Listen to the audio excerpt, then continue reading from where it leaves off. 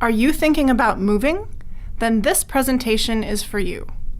You probably already know that when you choose a place to live, you're picking more than 4 walls and a roof over your head.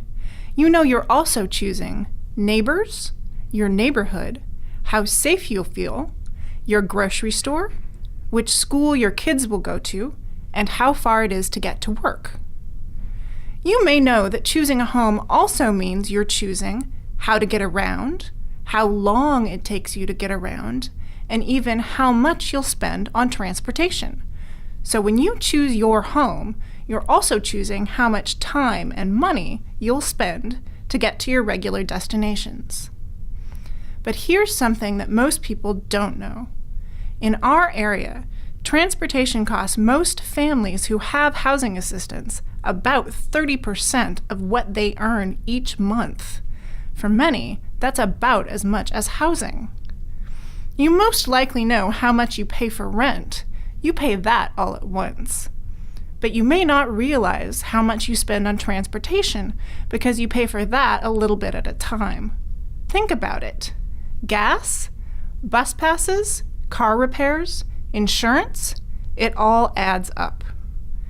So think about what it might mean if you could choose housing that would enable you to reduce your transportation costs. The more you can save on transportation, the more you can have to spend on other things that matter to you. Let's look at an example. Meet Rachel and her family. While Rachel, Joelle, and Davian aren't real people, all the information in this story is based on real places and facts. When Rachel's lease was getting ready to expire, she decided that she wanted to move. She wanted to find a place that was better for her 2 teenage kids and was closer to her new job working for the county. Right now, she's spending about half an hour every day commuting. She started by looking into the programs at high schools near where she worked. She figured out the neighborhoods she would need to live in, and then looked for places to rent online and by walking around during her lunch breaks. After a few weeks, she found a place, applied, and got in.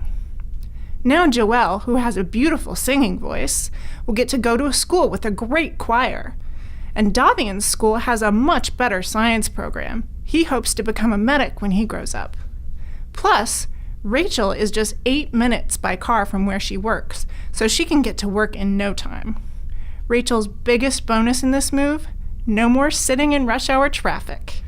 Rachel's monthly savings with this move are $80 a month in car expenses like gas, and 5 hours saved in travel time.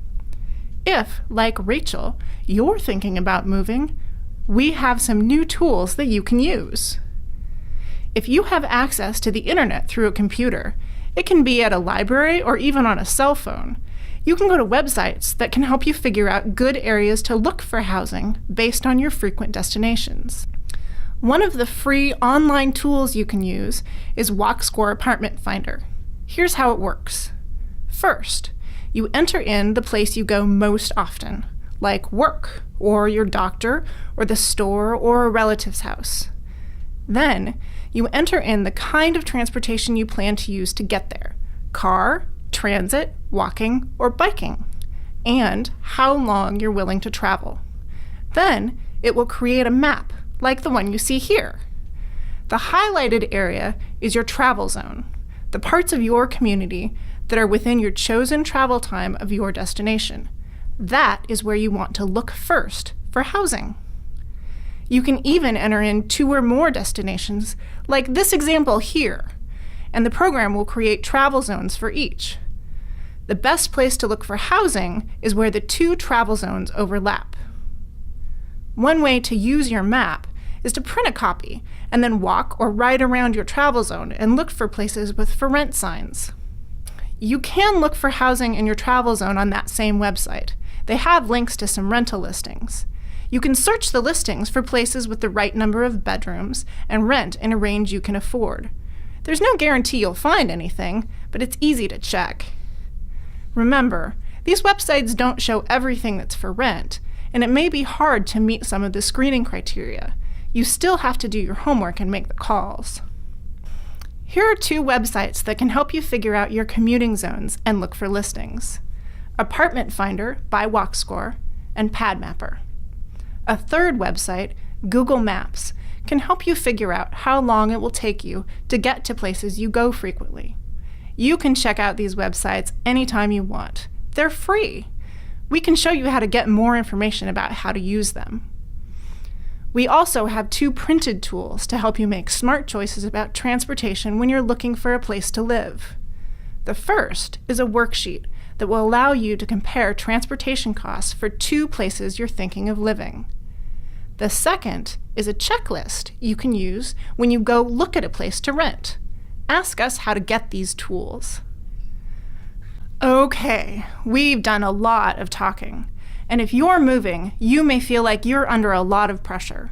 But just remember this: while you may have many challenges, you also have choices. Be smart. Consider your transportation options and costs before you make a move.